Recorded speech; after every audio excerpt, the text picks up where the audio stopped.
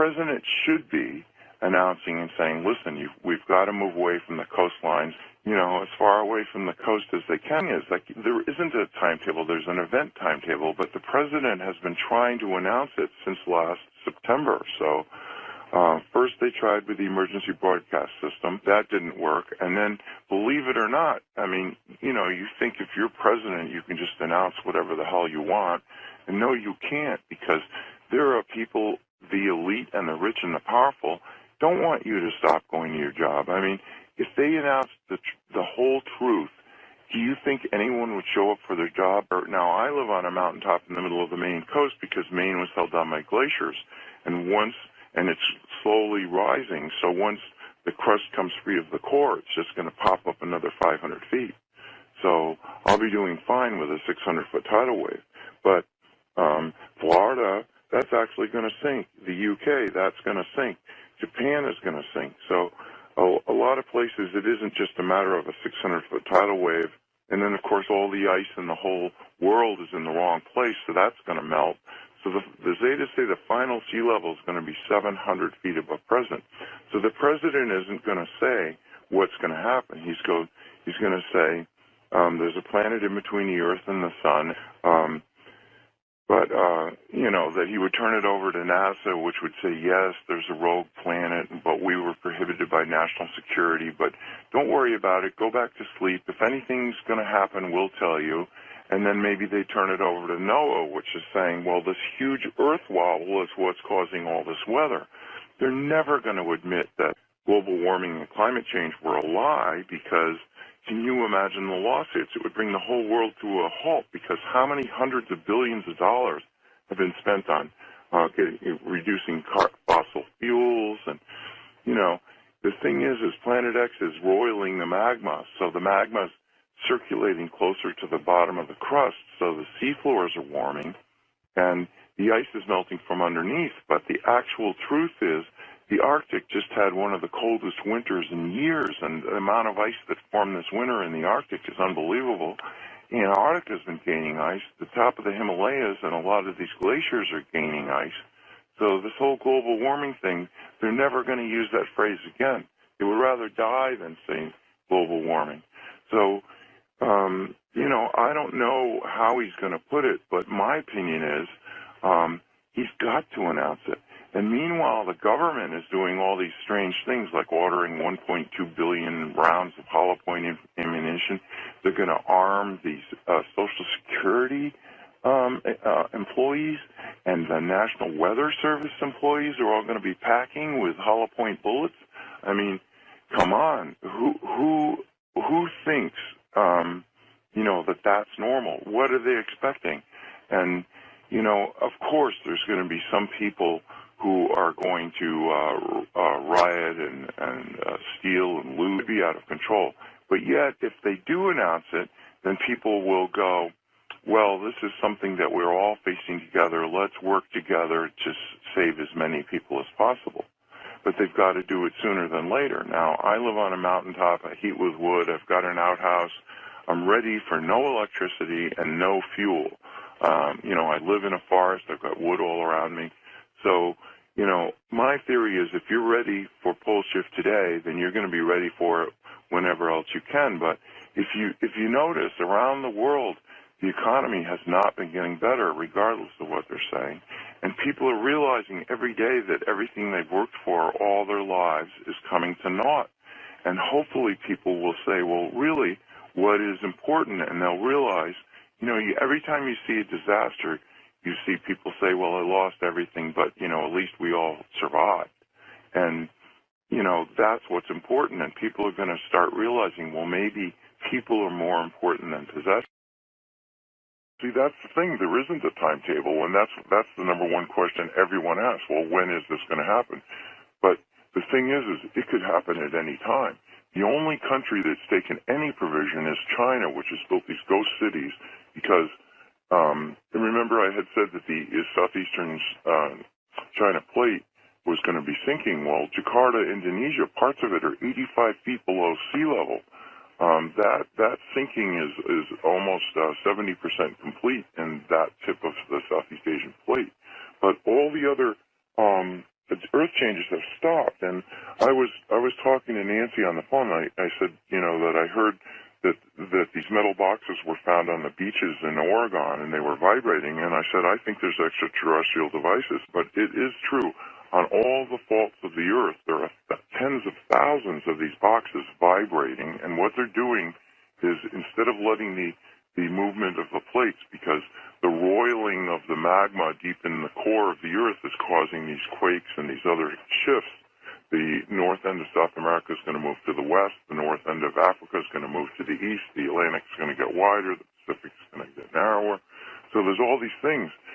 And so anyway, these metal boxes have put that off, and the reason why is because they want to have the massive social change. And you can imagine if the president does announce it, of course there's going to be massive social change. So Planet X is not going anywhere. It's sitting there.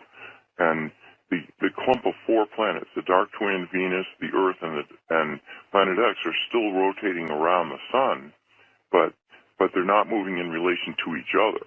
And the tail is stretched towards the Earth, so that rock that came down over Russia and the other ones that we're seeing over San Francisco and Cuba and Japan are all from the tail of planet rocks, and there's trillions of them. So this is going to be a big disaster. So when the president announces it, and I mean, I'm not sitting in his office privy to whatever they're deciding, but I can tell you this. They really don't want people to he's not going to use the word Planet X. He's going to say, look, Reagan signed an executive order making it top secret. Every president signed on, but I'm such a humanitarian that I'm telling you that there has been a planet between the Earth and the Sun for 9 years, and why not? I mean, if it separates from the Sun where every single person on Earth looks up and goes, oh my God, what's that? And the glowing area, the thing that's at the 5 o'clock position, is the tail, which is sort of transparent, translucent, whatever you want to say, because it's a cloud of dust, or red iron oxide dust. It's lit by the sun, and you can see that from Earth. So that's what people are taking pictures of, is the tail of Planet X stretching towards the Earth. And you can't see Planet X itself, but one of these days, when it gets far enough from the sun, you are going to see that the Council of Worlds has told the president, you've got to announce it. So you can speculate that the first thing he would say is Ronald Reagan had an executive order that this is top secret, and every other president signed on, but now I'm going to be the one who's breaking that because everybody has to know that. How can he not announce it? Because Planet X pulls the magnetic bar of the Great Atlantic Rift down towards it, and then as the Earth continues to shift and the Atlantic no longer faces the sun, then the North Pole, which doesn't like the North Pole of Planet X, pushes the North Pole of the Earth back. So you get these wobbles, and what you get is this gigantic loops in the jet stream. So normally the jet stream moves from west to east, but now if you notice these weather maps, and why wouldn't you with all these big storms? So everybody's more interested in the weather than ever because it's really can be life or death. And what you get is these giant arcs of cold air coming down from the Arctic, and 30 miles to the east, you've got this giant arc of tropical air coming up from the Caribbean, and you've got this clash of fronts that makes these gigantic storms. I mean, look at Hurricane Sandy. And, if the government told the truth, they should say nobody should rebuild anywhere. But it's just like Katrina in New Orleans. People are saying, well, we're going to bring it back, and it's going to be so meaningful, and we're going to have Seaside Heights, New Jersey, ready for the tourist season. And, but the truth is nobody should be there now at all because this is right in the danger zone. They should be saying, well, we're going to move anyone that wants to go from the coast. And that's the interesting thing. The Zetas have said even when this is announced, probably only as much as 60%, but no more than that, are going to go, oh, my God, we've got to go to safety. And the rest are going to go, well, I really don't want to change anything, so I'm going to keep going to work. And if a tidal wave washes over me, then that's it. I'll just die. Well, okay, that's what this life is like. You're entitled to be a skeptic. You're entitled to be in denial, and you're entitled to die in it, but there's no reason for you to. do that. So the binary star is quite a distance away. That's why it takes 3,657 years for Planet X to return. So it's something we've never seen because it's burned out, but it is a huge body, and that's where it started. And evidently, Planet X has been coming here at least 2 billion years. So, you know, it wasn't that the Anunnaki were always there. They reached a point where they decided they wanted to powder the gold and put it in their atmosphere to keep the planet a little bit warmer. It's got giant hot magma in its core, and it's got water, which has the highest specific heat of any substance in the universe, so it holds heat. It takes longer to heat water than anything in the universe, and water holds heat longer than any. So, but they were getting cold, so that's where the whole quest for gold came from. That Phobos is a spaceship because it's hollowed out and it's got chambers in it because they use ground-penetrating radar. But actually, Phobos is one giant gold nugget, and the Anunnaki, since they came back, have been mining. Go do a search in Wyoming. Dick Cheney tried to get the Wyoming legislature, and he only failed by a few votes, to buy a used aircraft carrier. Now, with Wyoming, Edgar Cayce said that Omaha was going to be the greatest seaport in North America after pole shift, and you know, evidently he's planning that the Mississippi will split wider, saltwater will go up to the Great Lakes, and then up the Missouri and the Platte rivers, and then maybe the Red River. And I guess they were planning to, you know, keep it, I don't know, in the Great Lakes or in the Gulf, and then float it right up to Wyoming. But you can see why he would want that. It's got nuclear power. It's got a hospital. It holds 5,000 people, and he could load it with fighter strike jets, you know, and be king of the world. And you look at the billionaires around the Earth, they're trying to start their own space programs. So nobody's going to leave Earth and come back as kings of the Earth afterwards. No, they're all going to have to go through it. And whether you're a billionaire or not, you're going to have to roll up your sleeves. So, you know, you've heard of the idea of these deep underground bunkers everybody was going to head. But, you know, how well are they going to survive in 10-plus power earthquakes? So they're not. But then, you know, after pole shift, at the hour of pole shift, when the tidal waves start, then everyone's going to, after that, there won't be any earthquakes, so people are going to want to be underground, because how are you going to survive? People are going to want to be underground, because how are you going to survive? Showing a winged, looks like a small planet or moon or such to the lower left of the sun. And let's see, time was 6:09 p.m. We're still working on getting the exact location for this photograph. The second photograph is the same one. I just loaded it into Microsoft Office Picture Manager and adjusted the mid-tone color all the way to the left to -100, and that just exposes images in a different way. It's exactly identical photograph. And I have the JPEG, the original JPEG photo, for anyone who would like to inspect it or examine it. You're welcome to. This is what Miss Bowden says. I've been snapping photos for 3 straight days and found the object in question along with a second object. I'm not sure I see a second object, but this is what she wrote. I used a nighttime filter and blacked out all photos when snapping my shots, and it worked perfectly. I have been taking sun photos in the morning and evening hours, and each time I capture both objects. When taking the photos in the morning hours, 7 a.m. Central Time to 8:15 a.m. Central Time, from the east, the 2 objects show up on the upper left side of the sun. And when I shoot the photos in the evening from 5:45 p.m. to 6:10 p.m. Central Time, from the west, both objects show up in the lower left-hand side of the sun area. I'm sending you 10 photos that I took from my front yard here in Texas, and feel free to show them to your viewers. I believe every human being has the right to know what is heading our way. I will be taking photos daily.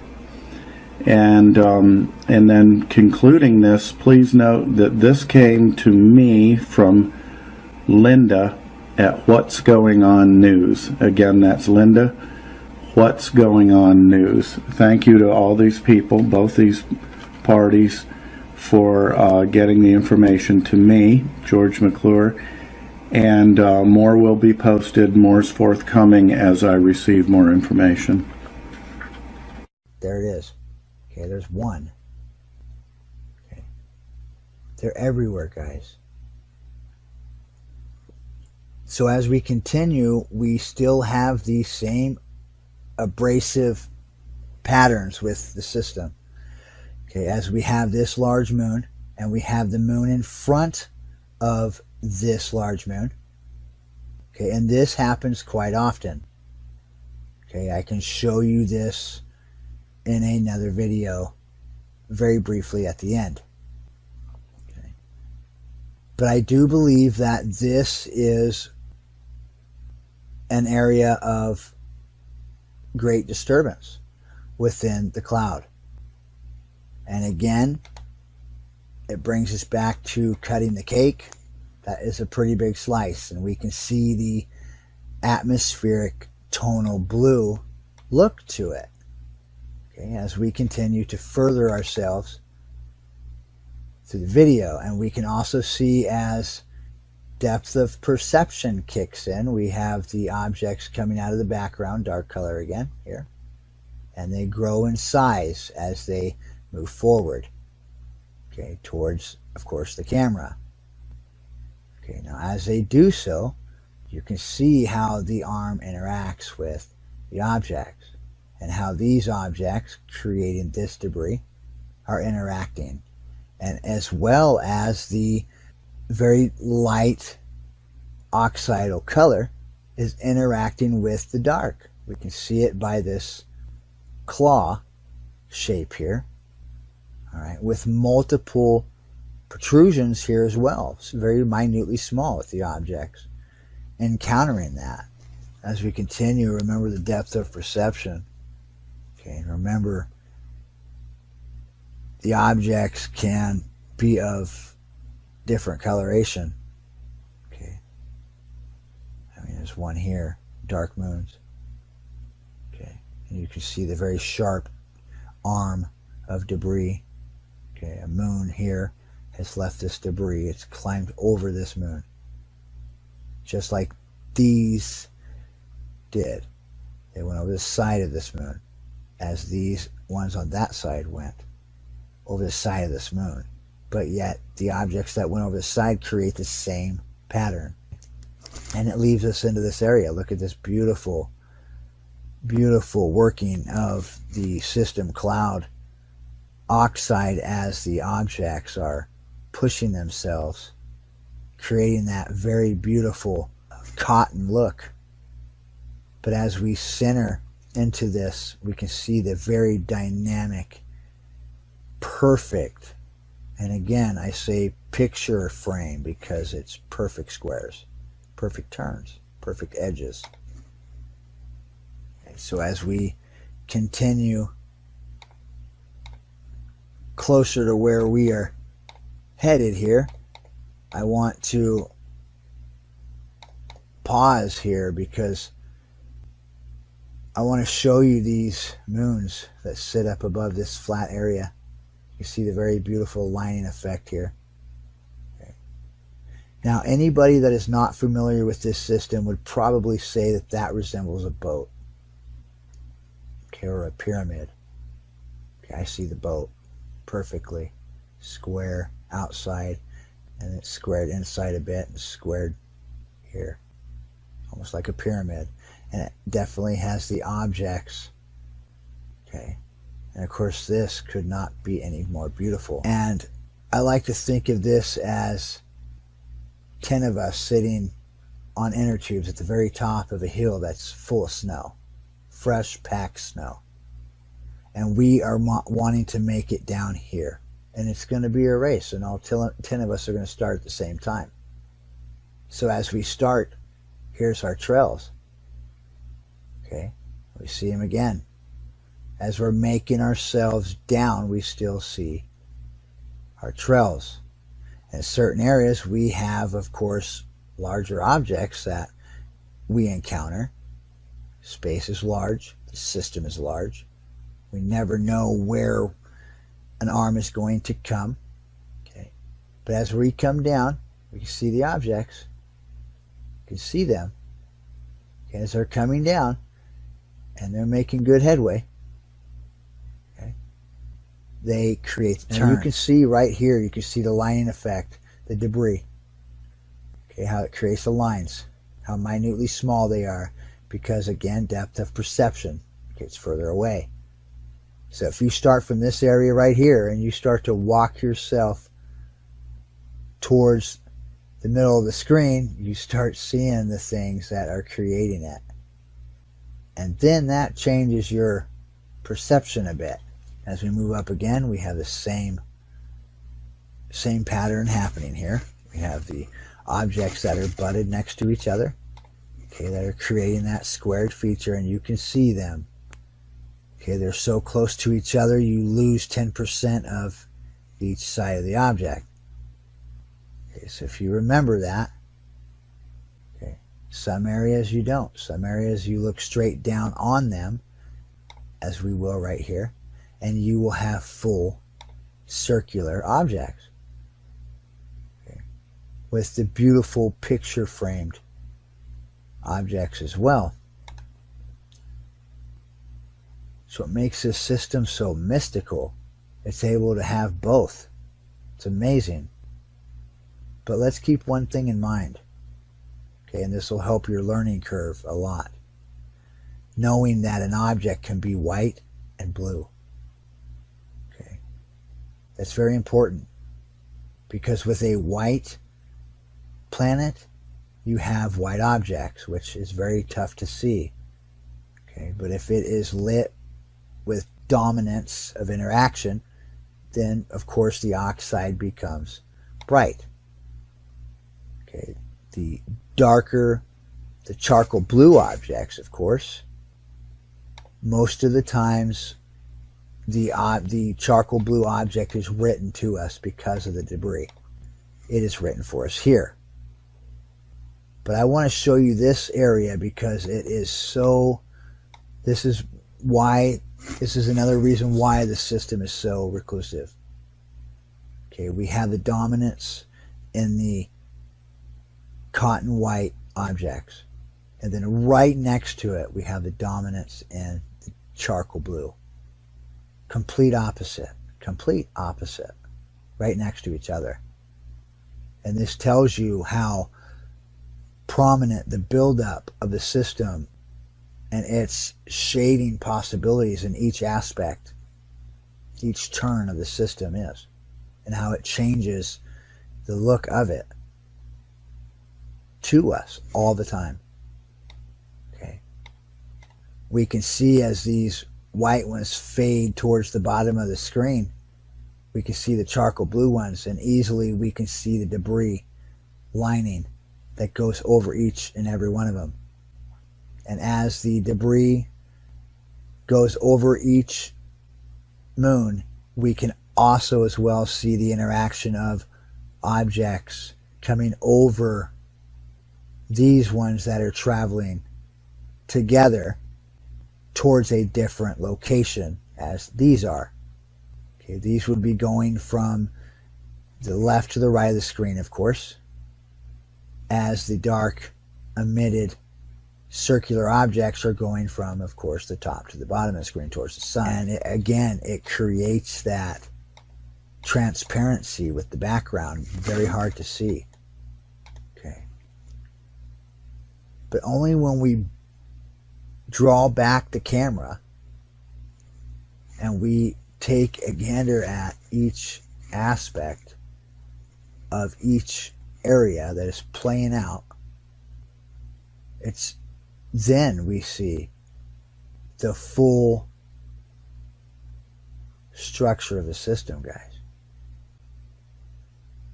It's truly amazing. have to take a breath. It's amazing. And the coloration, guys, that is coming with this system is profound. It's truly profound. And we can see in this area there's a moon here. It's a small moon. You see the debris that's coming off of that. And again, you can see the angel wings, the two wings that push off the sides of each object. And you can see just, it's very beautiful, guys. I'm a bit lost for words.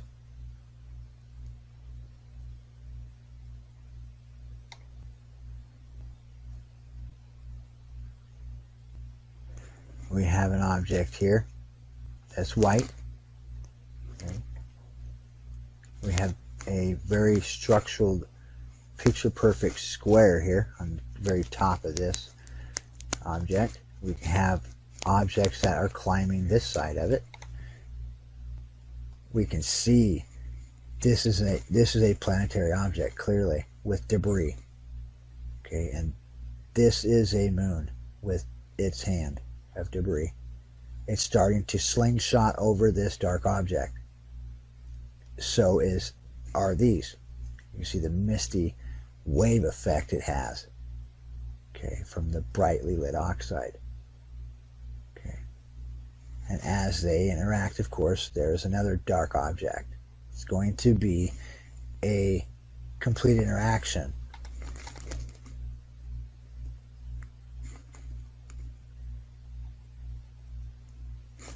As this light anomaly creates itself, we have the walk. This object is still walking towards the light. We have the very bright objects. We can see them here. Okay, they're walking from the right to the left. You can see them here as well. Okay, you can see them right here. Very dominant right here. How they darken themselves out. See, the light is pushing, and it's darkening out the planets. You can see them pushing themselves out as it moves. This wave moves. Okay.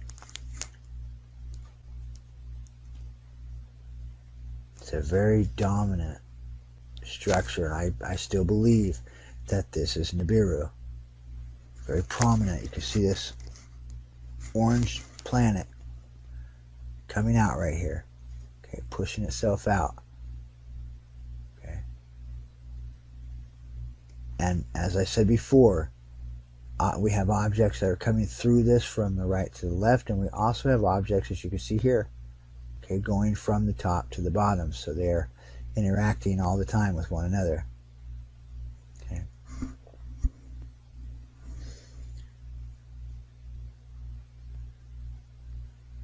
Of course, we have a wave that's created here. There's a major push, major push here.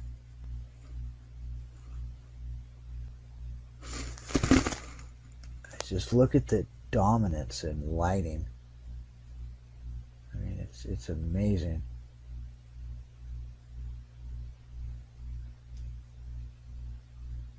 See the moon right here, still walking itself down. It's beautiful, very, very clear and vivid.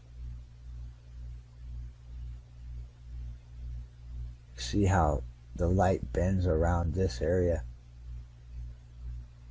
and for moments we can make out the colorated objects.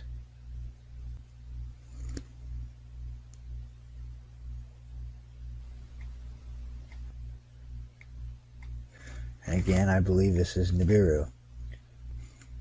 It's much, much larger than it was a month ago. Much larger. If you remember, in July of 2013, I caught a very fiery object that had an object in front of it. Okay, and clearly for a moment this does. Okay, and if sought right, it still bends down. And again, the wave effect that we started out with in the very beginning, pushing up to the very beautiful cotton white cluster. And it's a pure divide, guys. And again, we have the object that has a beautiful tail and the beautiful aperture bend of lighting with it. If we look at it right about here, we can see that it bends perfectly, and the light keeps doing that circular bend to it. It's very beautiful and dominant. You can see it. It has wings to it. Beautiful. Almost as if an object were sitting right here. Oh yeah, look, you can see it already. Now is that just the sun? I mean, because if you look, there's the ambience of the yellow there. Right in the middle, this big red something. Explain this to me, please.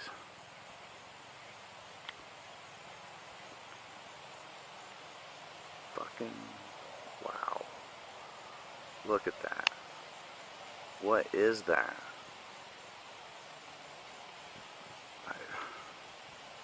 I have no explanation.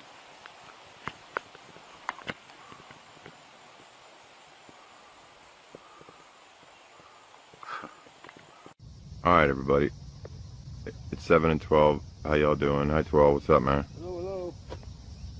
8:50, so we're 12 minutes before sunset, and I can't believe. July 17th, 2017, Cincinnati, Ohio, about 600 miles south of the Great Lakes. I mean,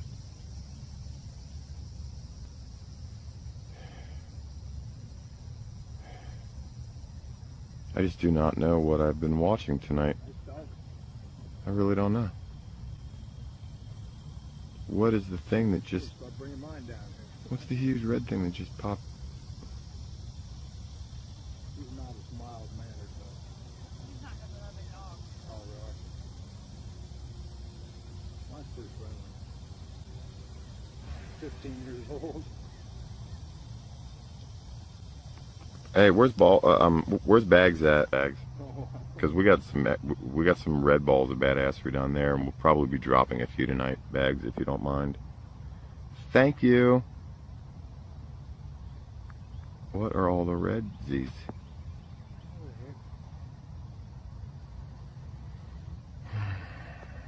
So is that our sun? Is it not our sun? What is going on? Let me see. Does it go pies and cakes mode? Not really. That must be our sun tonight. It feels like our sun. And it's going straight up. Got a little red hat on, like Cartman or whoever that dude is. And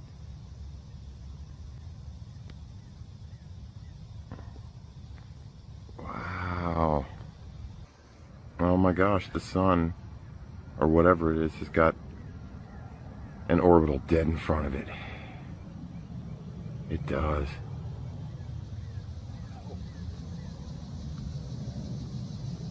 I mean, there's irrefutable proof right there. Okay, now it went light bulb mode. I don't know why. Nope. No. Nope. Nope.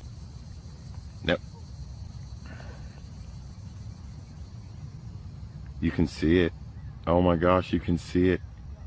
There's a small orbiting object at about 1 o'clock.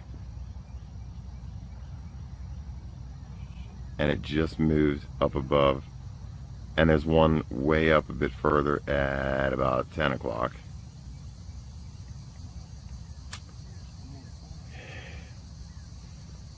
Wow. I can't believe I just saw that. What was that?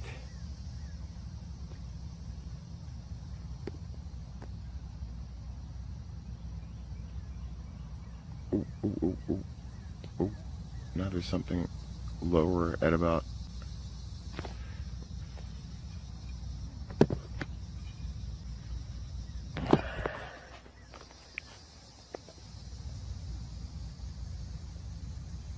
sorry.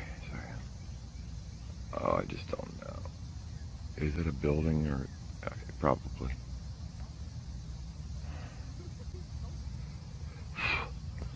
Get off me, bug. I have no idea what's slightly in front of the sun. What is that? No, it's two objects.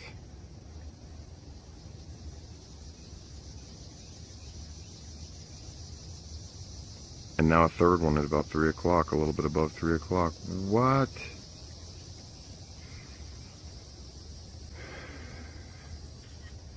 Plain as day. Right there.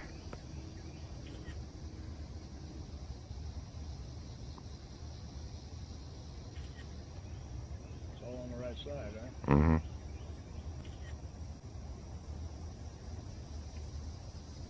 Like making an L.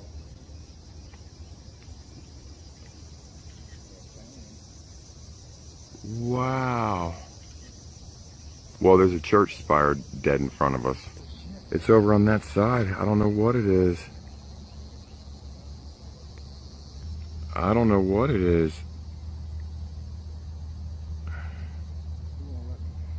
I know what it is. It's two suns. It is. The sun simulator is...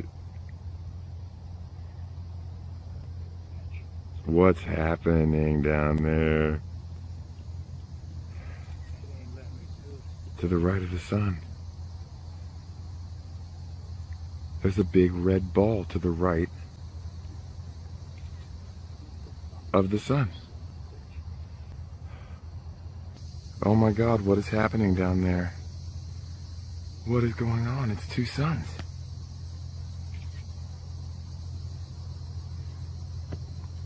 Time check. 8:57. So we're 5 minutes before official sunset. Oh, it's two suns setting. A little one? What is that in the middle of there? I don't know. I've seen that shit.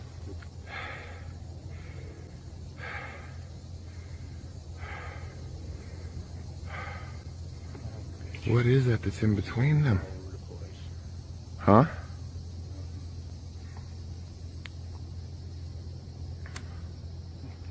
One in front. And there's a little... Jeff, we're filming. What is that? It's a red ball.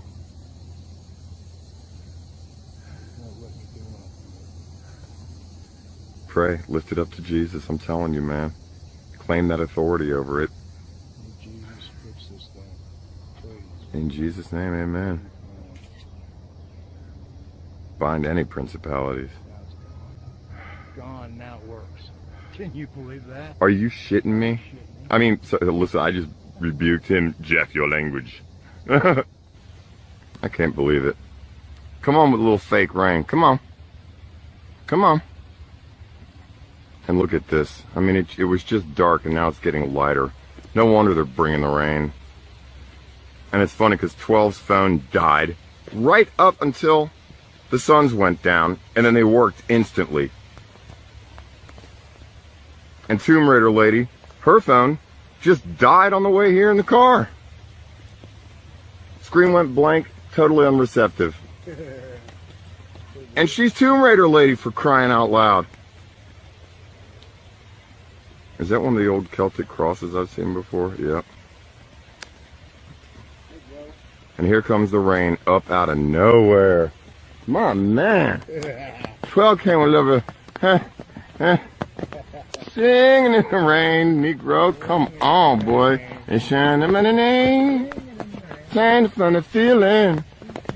Getting heavy in the rain. All right, y'all. Well, I guess they're. Oh, snap. Oh my gosh, thank God we came back here. My welding glass, no! It would have been gone forever. It would have been mowed.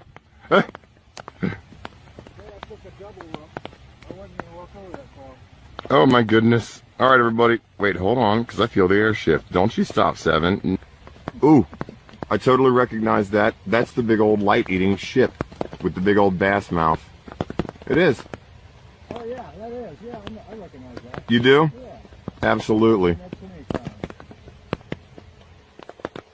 Wow.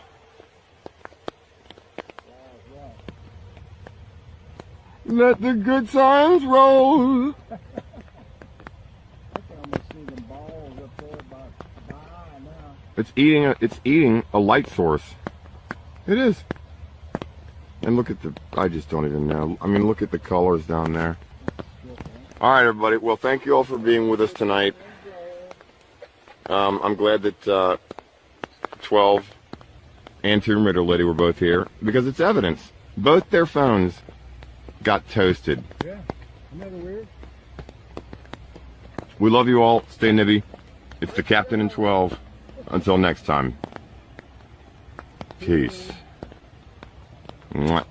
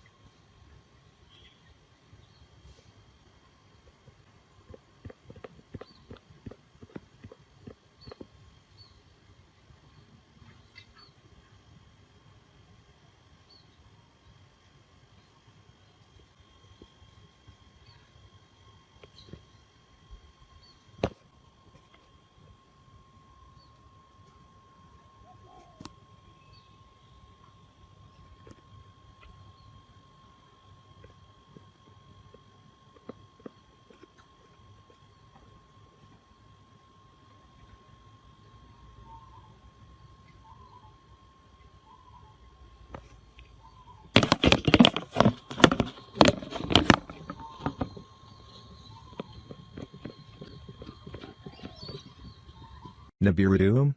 Planet X is coming. But not when you think, shock claim. Nibiru is due for a devastating pass of the Earth, but not as soon as has been claimed, a seasoned researcher declared not long before he died. Online end-of-the-world prophets have been predicting for months the mythical planetary system will pass us this year, or early next year. The Nibiru theory was linked to the beginning of the end of the world by Christian fundamentalists, who believed the rapture would start on September 23 and was connected to celestial activity as interpreted from passages in the Bible. But with the world still turning, veteran conspiracy theorist Jim Marrs claimed anyone saying Nibiru was coming in the next year or so was wrong. Speaking in an episode of Ancient Aliens New World Order, before he died of a heart attack, aged 73, in August, Mr. Marrs said Nibiru was not predicted to pass us until 2060, giving us more than 40 years to prepare. He said, Nibiru is destined to return to the vicinity of the Earth in 2060, so it could be on its way to our solar system now. Some people believe this is why we have the highly erratic weather and environmental changes that we see taking place on the Earth. Of course the government acts like nothing is going on, but what else is new? Nibiru believers are convinced the rogue system is making its way from the outer solar system inwards, where it will wreak havoc on Earth as it passes at about 4 million miles away. They say the planet will cause the poles to switch, sparking great earthquakes and volcanic eruptions, which threaten billions of lives. The Nibiru theory emerged in 1976, when writer Zecharia Sitchin claimed two ancient Middle Eastern cultures, the Babylonians and Sumerians, told of a giant planet called Nibiru that orbited the Sun. Mr. Sitchin came up with a conspiracy theory after claiming to have deciphered cuneiform writing on ancient Sumerian tablets. Ancient language scholar Mr. Sitchin said the records showed the Sumerians knew of an extraplanet beyond Pluto called Nibiru. Theorists say according to Mr. Sitchin's teachings the next pass of Earth will take place around 2060. Not everyone agrees with Mr. Sitchin's interpretation of the texts. In a scientific paper on the myth, Michael S. Heiser, a Hebrew Bible and ancient Semitic languages PhD student of the University of Wisconsin-Madison, wrote, "Is Sitchin correct? Is Nibiru a 12th planet that passes through our solar system every 3,600 years? Did the Sumerians know this? Are those who equate Sitchin's Nibiru with Planet X correct in this view?" Unfortunately for Sitchin and his followers, the answer to each of these questions is no. NASA, and a host of other scientists have debunked Nibiru as myth. All these dates for the end of the world came and went, because as NASA points out, Nibiru is a myth and a hoax, despite the amount of believers. NASA scientist Dr. David Morrison said, "There is no credible evidence whatever for the existence of Nibiru. There are no pictures, no tracking, no astronomical observations.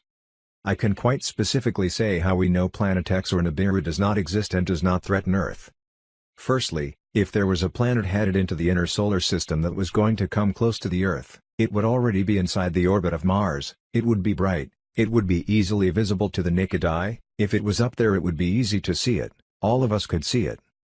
Space boffin Dr. Brian Cox has also insisted Planet X does not exist.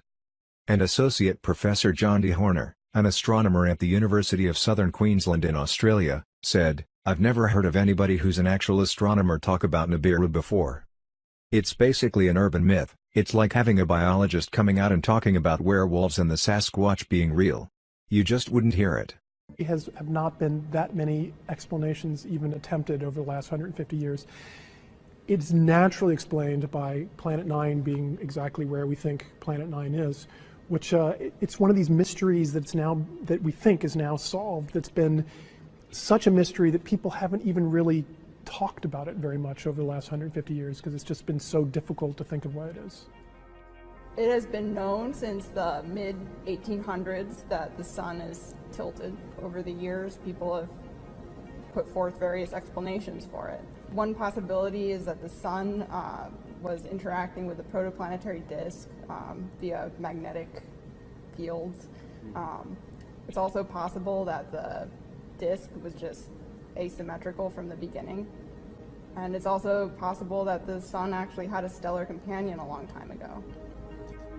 It was a moment of inspiration. Not all projects start out this way. Not all results really come. Some of them come, it slowly dawns on you. We were sitting in Constantine's office one afternoon and we were actually thinking about a different problem entirely, which is how Planet 9 would interact with these very distant objects in the Kuiper belt that made us originally think that Planet 9 was there. And in just a moment, as we're thinking about it, and we're doing this with our hands, trying to think of directions things are going, I think we both realized at about the same time. It's like, oh, it's going to make the sun look tilted too. And it was very clear from the way we did our fingers that it was going to make an effect. What we didn't know until we did the calculations was how much of an effect was it going to have and in what direction was it going to go. But we knew it had to do something. Planet 9 has been scattered out into the distant solar system.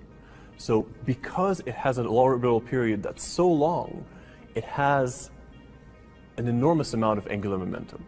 Right?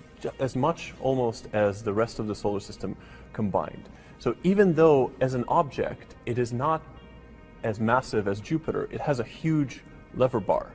Okay? And using that lever bar, it can effectively torque the rest of the disk of the solar system by 6 degrees over the age of the sun. Next, always next on our list is find the planet. We think we have it narrowed down to a pretty small patch in the sky that we have to look at. Small patch in the sky still means we need many, many nights on the telescope. We're pretty convinced that by maybe the end of next winter, we will have been able to cover enough sky that we'll actually be able to find it. When we find it, we both show that this hypothesis has been correct, we learn about it, but we also see how much of the sun, how it should have tilted the sun too, and see if this is the only thing that's been tilting the sun or if other things are around doing it.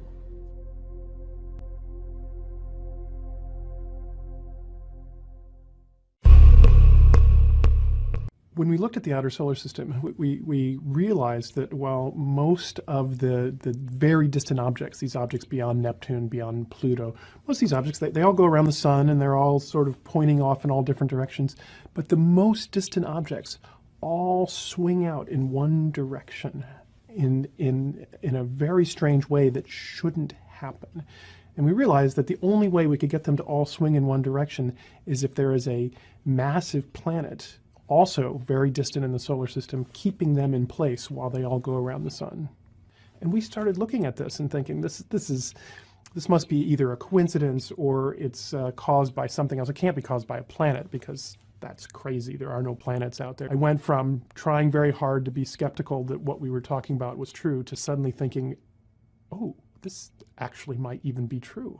So the object itself likely is more massive than the Earth, probably a little bit less massive than Neptune. It sits right in between that terrestrial to giant icy planet range. Its orbit, unlike the orbits of the known planets, is not nearly circular and planar. Instead, it is exceptionally wide, 20 times bigger than the orbit of Neptune. The orbital period of the Earth is, of course, 1 year. Right? The orbital period of Jupiter, the big player in our solar system, is about 10 years. The orbital period of this putative 9th planet is 20,000 years. We have nothing like it in the solar system, so it's new for us. It is, however, the most common mass of planets that have been found around all of the other stars. People have always looked at all these other planets in this strange mass range and said, wow, I wonder what these are. I don't know what these are because we don't have anything like it in the solar system. Looks like maybe we do. I'm really hoping that as we announce this, people start a worldwide search to go find this 9th planet. Again, solar stream is coming from the right. That's where the sun is. All the plasma in the blue is being blown backwards.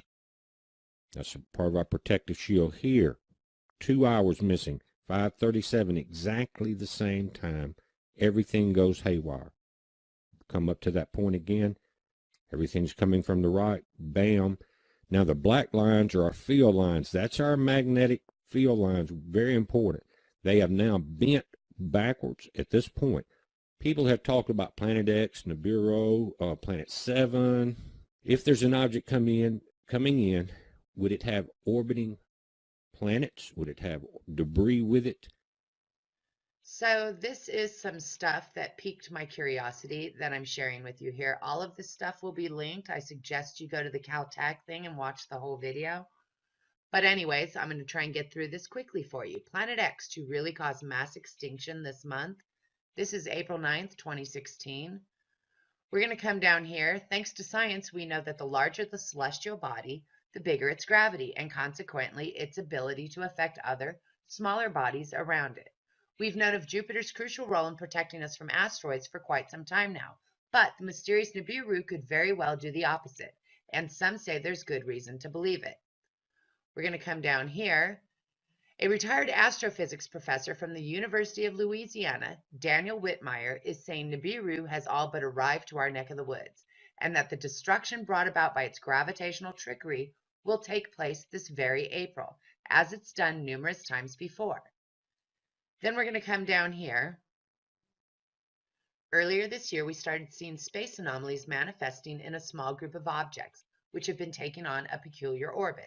Only something 10 times the size of the Earth, as theorized with Nibiru, could influence celestial objects in such a way, according to a study from Caltech. The anomaly was picked up on in the Kuiper Belt, which stretches all the way past Neptune, and it resurrected a 100-year debate.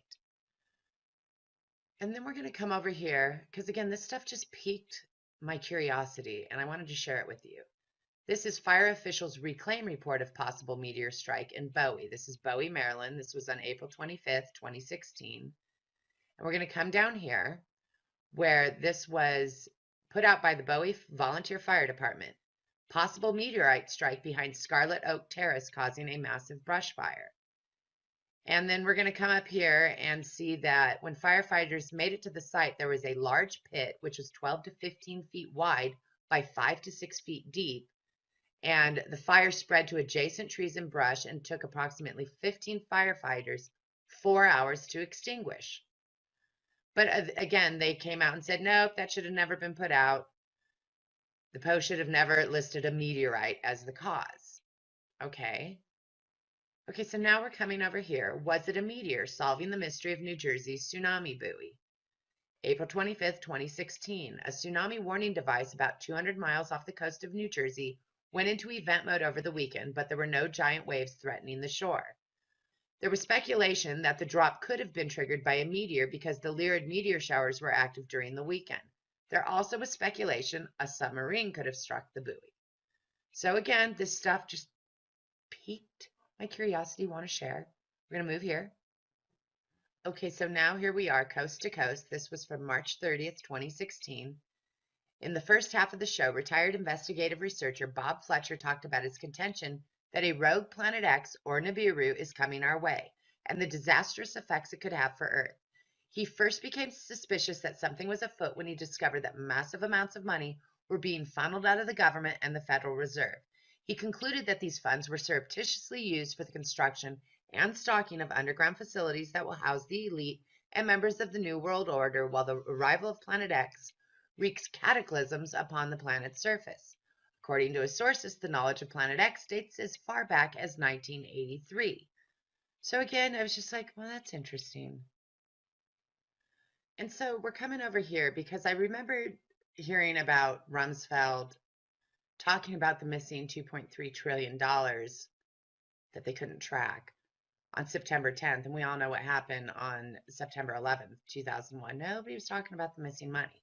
So I Googled just to see, and there was this one, which brought me over here.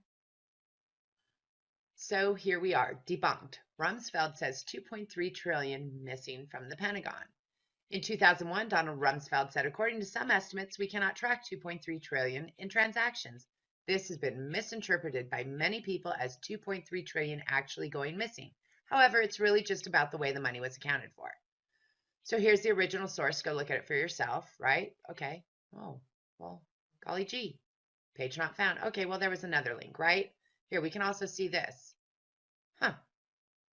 No input file specified, but yes, there was. So again, this was something, this has gone long, but it really, really piqued my curiosity. And I wanted to share it because, again, trying to put the pieces together. Here we are. He first became suspicious that something was afoot when he discovered that massive amounts of money were being funneled out of the government. And then, I don't know. This just made me go, that's interesting. What we have discovered is that numerous features of the Kuiper Belt, a field of icy debris beyond the orbit of Neptune, can be understood if the solar system possesses an additional ninth planet that resides well beyond the orbits of the known planets.